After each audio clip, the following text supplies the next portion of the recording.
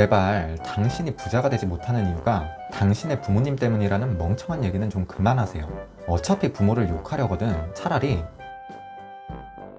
안녕하세요, 나부기입니다. 한 살이라도 어릴 때 깨달으면 좋은 것들 두 번째입니다. 1편과 독립된 내용이니 부담 없이 보셔도 돼요.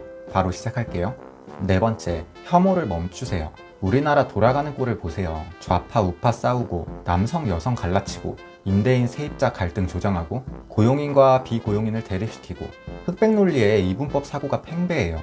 왜 그런 줄 알아요? 다 이득 보는 곳이 있어서 그래요. 남혐이고 여혐이고 젠더 갈등은 사실 각 성별에서 소수의 또라이들이 유발하는데 이들의 되도 않는 헛소리를 일반화시켜가며 여론을 만들고 정책에 반영을 하죠. 백날 편갈라서 싸워봤자 웃고 있는 건 위에서 표장사하는 분들이죠. 부동산은 더 웃겨요. 임대인들한테 투기꾼 프레임까지 씌워서 무주택자들의 비난을 임대인한테 억으로 돌렸죠. 이상한 정책들 때문에 임대인은 세입자를 못 쫓아내서 안달이고 세입자들은 본인들이 집주인인 양 갑질하고 듣도 보도 못한 사례들이 쏟아져요. 세금을 뜯긴 건 누구고 그 세금을 전가받는 건 누군가요? 아무도 이득 본 사람이 없는데 피해자들끼리 싸워요. 웃고 있는 건 역시나 세금 걷어간 분들이겠죠. 중대재해법인지 뭔지 때문에 이 취업난에도 CEO 자리 마다하는 경우가 속출하고 안 그래도 각종 노동조합, 시민단체, 환경단체 때문에 사업을 영위하기 어려운데 별의별 규제만 늘어가죠. 기업인들이 이렇게 압박을 받으면 근로자한테 좋을까요? 단기적으로 노동자에 대한 기업인의 의무가 중과될수록 기업은 새로운 기술과 사업에 재투자를 못하게 돼요. 기업은 국제시장에서 여타 글로벌 기업들과의 경쟁에 뒤처지게 되고 장기적으로 우리나라와 회사 식구들을 먹여 살릴 밥그릇을 지속적으로 축소하게 돼요. 정작 대한민국을 부유한 나라로 키워온 황금알 낳는 거위에 목을 조르는 형국이라니까요. 결국엔 직원들에 대한 대우와 혜택도 줄어들고 기존의 직원 고용 유지만도 리스크로 작용하면서 신규 고용도 멈추게 돼요. 최저임금 상승만 봐도 얼마나 서민들을 위한 정책이고 살기 좋은 세상이 될 것처럼 말했나요? 그런데 어떻게 됐어요? 앞으로 10년은 더 걸릴 것이라 전망한 무인 시스템이 급격히 도입되고 일자리만 사라지는 꼴이 되었죠. 지금 고용시장이 얼마나 차갑나요? 고용인과 비고용인을 대립하게 만든 결과 누가 이득을 봤죠? 세금도 걷고 표도 늘리고 특정 집단이 떠오르죠. 이게 대한민국의 현실이에요. 제발 하루빨리 이 말도 안 되는 이분법 진영 논리와 갈라치기에서 빠져나오세요. 이 현상에 매몰될수록 내 시간과 정신만 갉아먹고 남는 건 피폐해진 내 인생밖에 없어요. 남자와 여자는 서로가 배우자 후보일 뿐이에요. 서로가 고객이고 파트너란 말이에요. 남자의 적은 여자가 아니라 같은 남자이고 여자의 적 또한 마찬가지예요.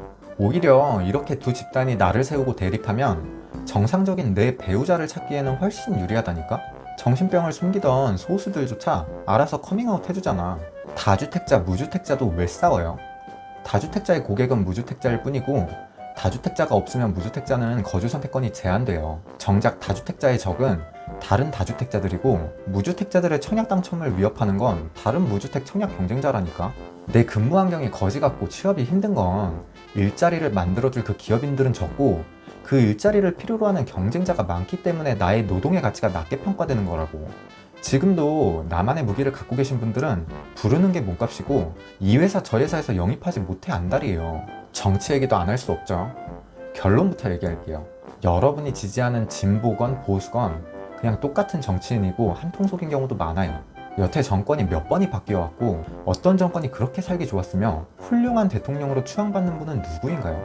흔히 보수 지지자들이 진보 지지자들을 개, 돼지, 가재, 붕어라고 조롱하는데 아니라고. 진보건 보수건 우리가 다 개, 돼지. 이쯤 말하면 정작 제가 엄청난 정치 혐오에 찌들어 있고 혐오를 조장하는 것 같은데요. 절대 아니에요. 정치인들도 처음에는 청운의 꿈을 품고 정치판에 들어가요. 근데 현실이 냉정한 거야. 아무리 옳은 소리를 해도 멍청한 국민들은 들어주질 않아.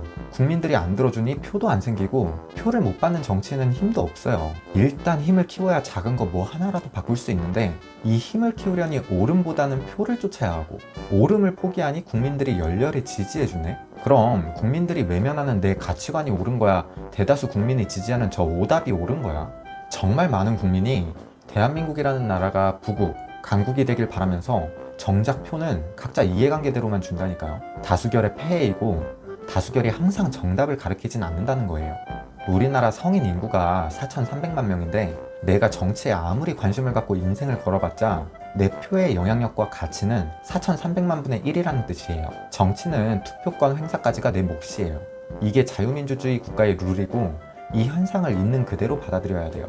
제발 이분법 논리와 혐오에 앞장서서 시간 소모, 감정 소모 마시고 어떤 상황과 환경에도 대응할 수 있는 능력을 기르세요. 각자 도생이고 적자 생존인 세상이에요. 적응하는 자가 살아남는다고요. 아주 간단하잖아요. 누구누구가 대통령이 되면 나라가 망한다? 근데 인터넷에서 키보드나 치고 있을 거예요? 진짜 나라가 망할 것 같으면 지금부터라도 이민 갈 능력을 기르거나 준비를 해야죠. 미리 달러라도 사놓으세요. 나라 망하면 환율 치솟을 거 아니야. 미국도 유동성 엄청 풀어내니까 해외 자산에 투자하면 더 좋고. 불로소득이 노동 가치를 훼손하는 세상이라고요? 그럼 훼손된 노동만 하고 있을 것이 아니라 불로소득이라는 부동산, 주식, 코인들 공부해야겠죠. 뭐 하나만 해야 되는 세상이 아니잖아요. 둘째, 부모 탓하지 말라. 아빠 같은 아빠는 되지 않을 거야.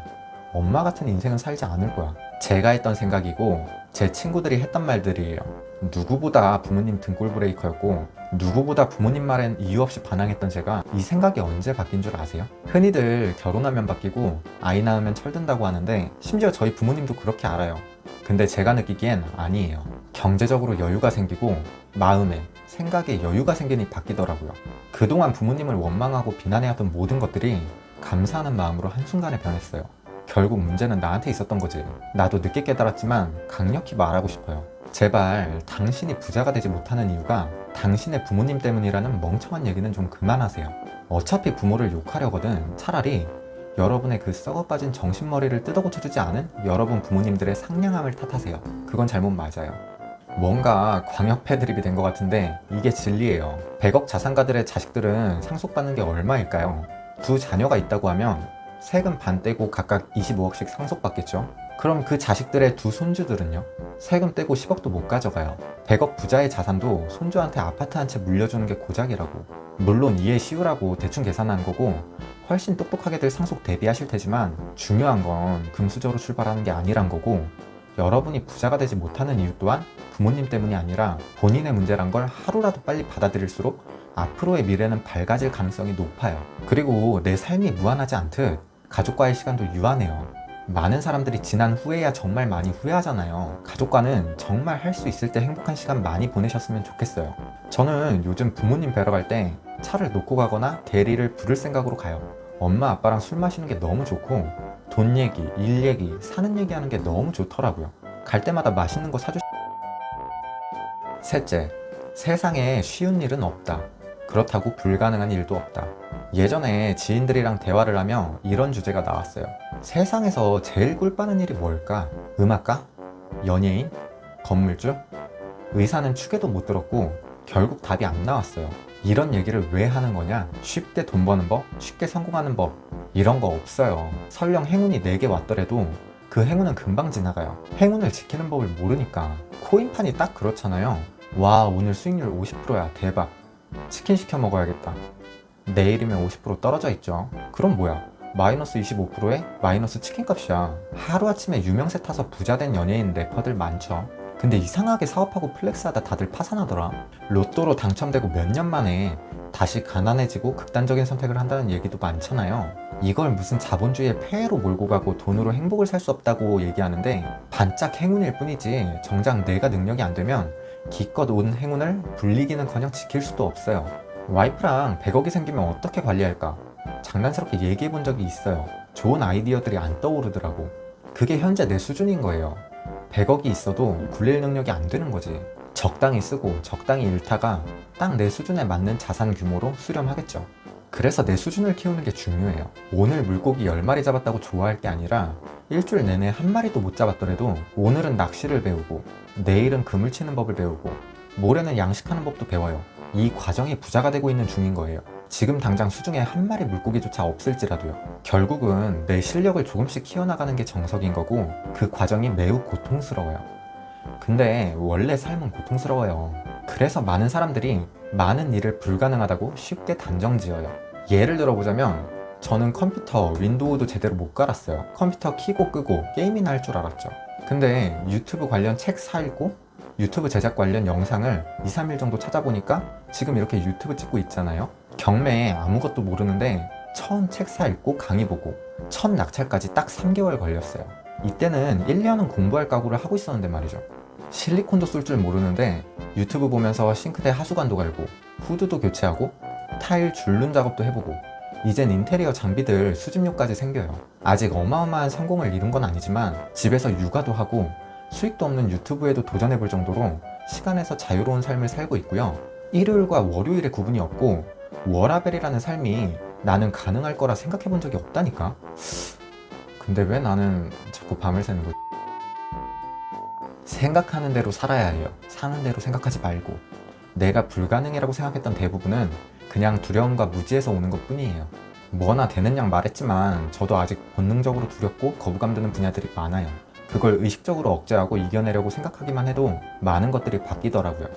천천히 하나하나 풀어가며 채널에 영상들을 채우고 싶었는데 이렇게 어그로 끌 기회가 아니면 젊은 친구들한테 말할 기회나 있을까 싶어서 신들린 듯 영상을 준비했고 이젠 좀 개운하네요.